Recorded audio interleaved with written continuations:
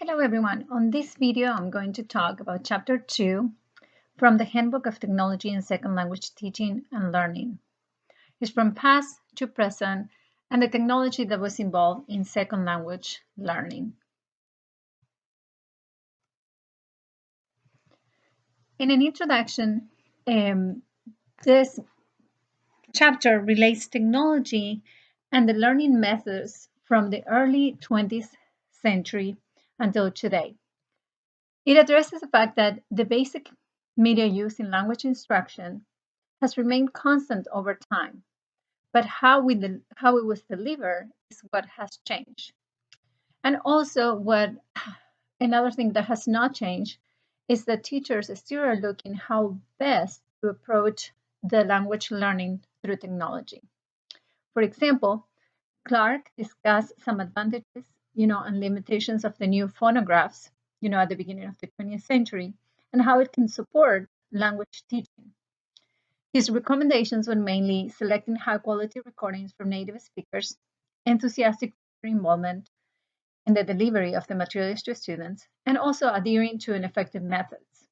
I think that those three recommendations have not changed because there are still the same goals that as second language teachers we want to enforce.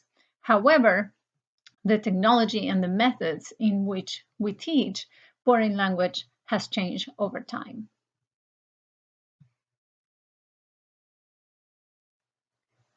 During the early 20th century, the main goal of technology was to accompany written text. And during that time, also the grammar translation methods was very influential. However, no technology was used on these methods. At this time, other methods, such as the burlesque method, the natural method, and the direct method, were taking strength. And they emphasized in the ability to speak instead of the grammar. So these methods would use more audio and visuals to accompany the written text.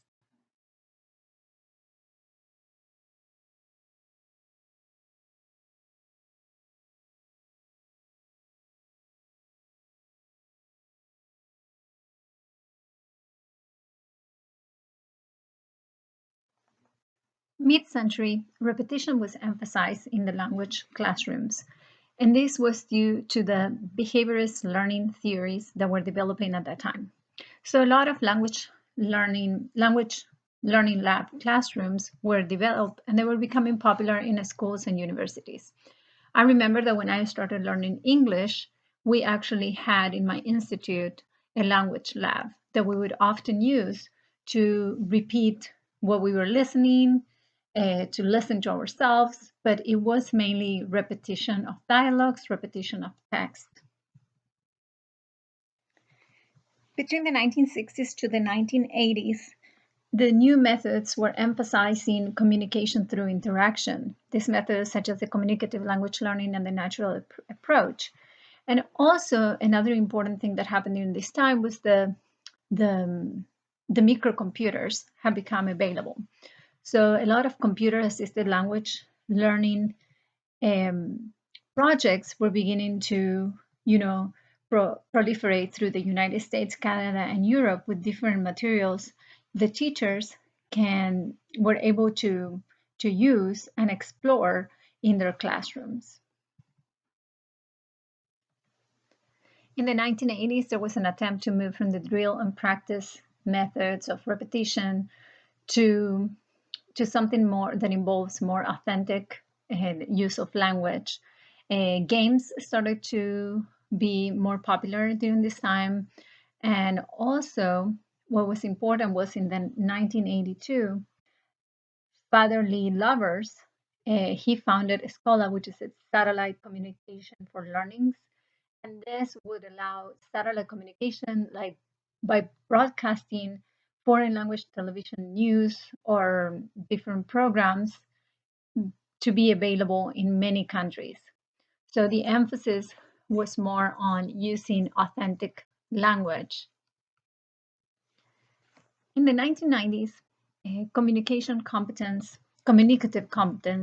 was the main emphasis. And also the emphasis was on using effective and appropriate methods in teaching the target language. And this had to be related with culture as well. Here's what ACTFL publishes the standards for foreign language learning and preparing for the 21st century, which reflected the current trends in the language profession. Also, during this time, there was an introduction of the CD and the DVD players, and this didn't mean that all the old technology was left behind, but there was just an overlap where all the technologies were used at the same time.